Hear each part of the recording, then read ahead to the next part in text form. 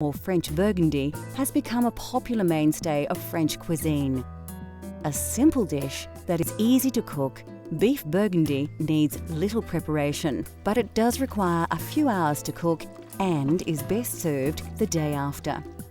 Beef bourguignon for me is again a very old classical dish that everyone knows all around the world, and it does come from the Burgundy region, using good quality red wine and making sure that you've got the right quantity of beef and vegetables mixed in, and let it cook nice and slowly, so it takes its time to take in all the different flavors from the different ingredients used. And yes, of course, the old truth is that it tastes better the next day.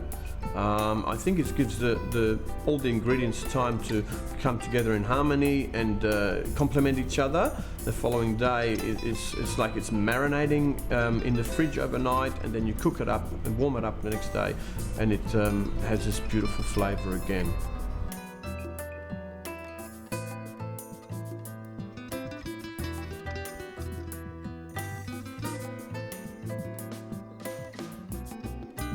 For this hearty provincial stew, you will need a quality cut of meat and a range of fresh vegetables.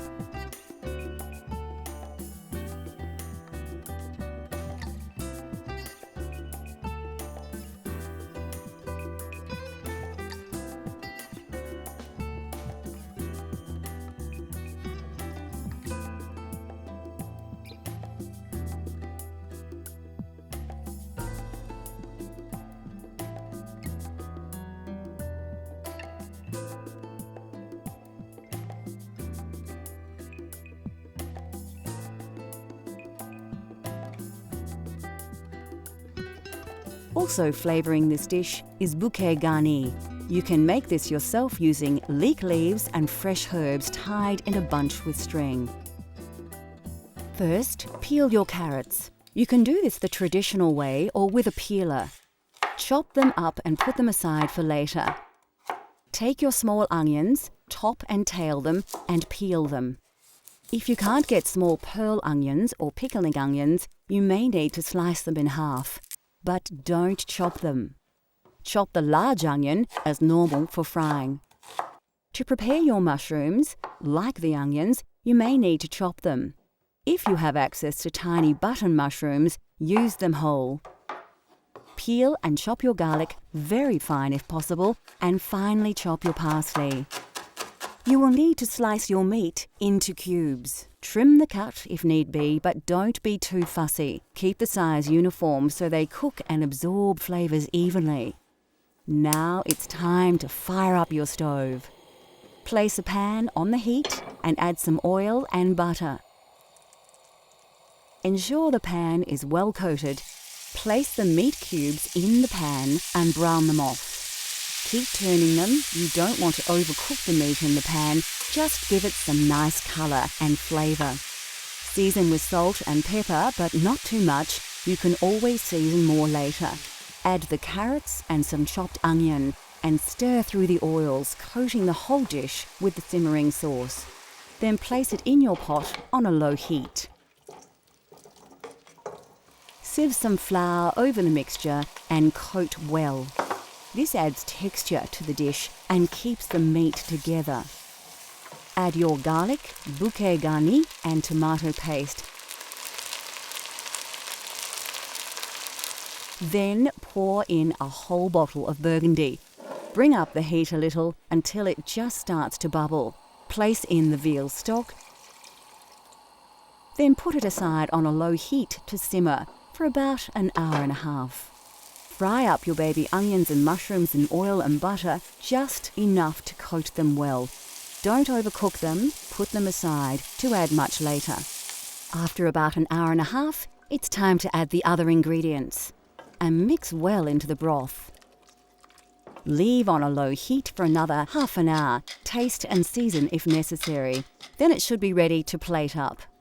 Serve the beef bourguignon in a large bowl with a slice of crusty French bread. You can eat it right away, and it is delicious. But many say beef bourguignon is best prepared the day before, so it's great for dinner parties. Next on Cultural Flavours, we explore the sweet world of French desserts and give you a step-by-step guide to a baked caramel classic.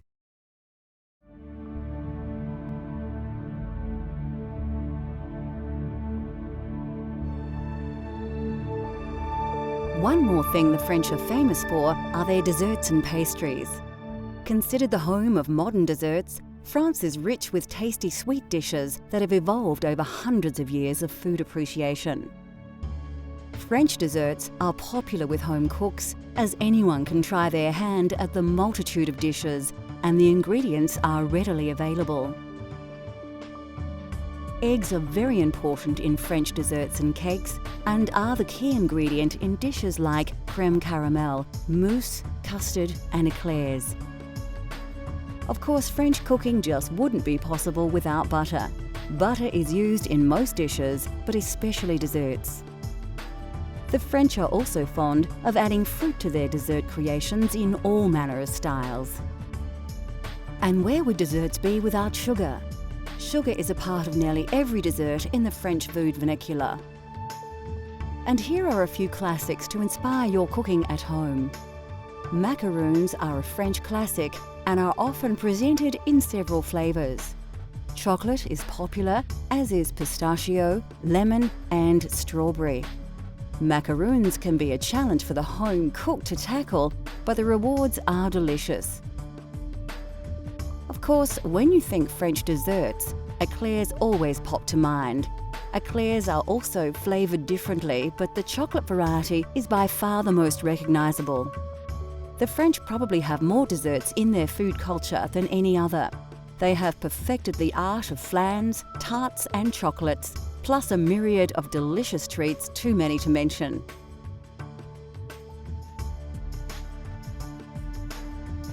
Another aspect of French desserts is, of course, the visual creativity. To be a pastry chef in France is to not only be a master of cooking, but also an artist, presenting their culinary creations in traditional and new and original ways, sometimes creating desserts that look too good to eat.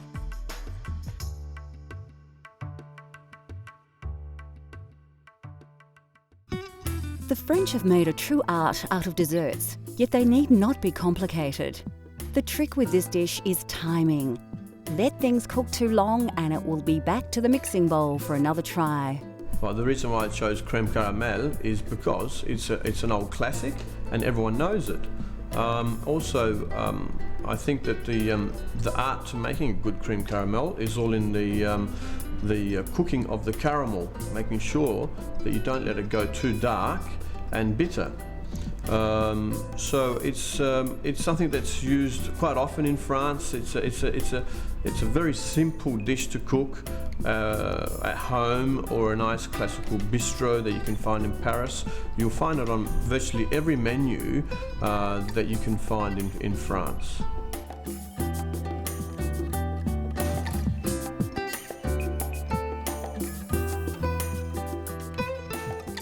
Although deceptively simple, creating crème caramel at home can be fraught with pitfalls.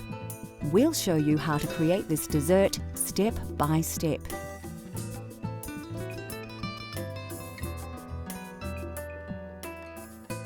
First, crack all your eggs into a mixing bowl.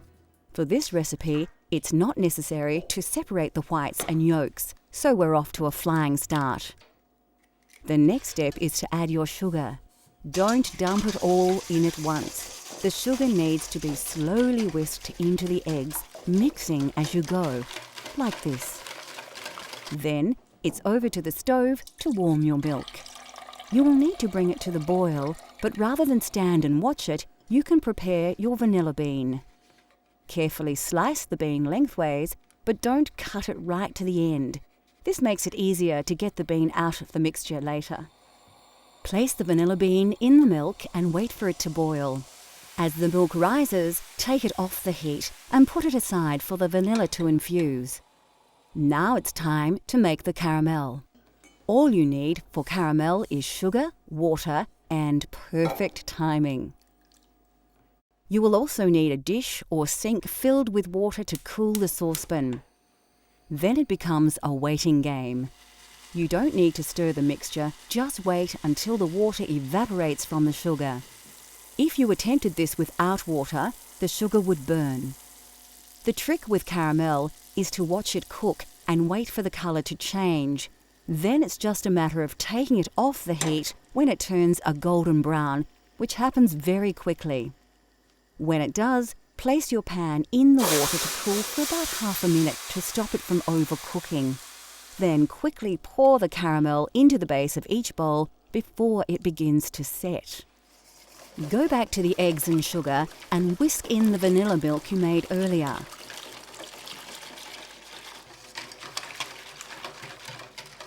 Find the vanilla bean and scrape the seeds out into the mixture.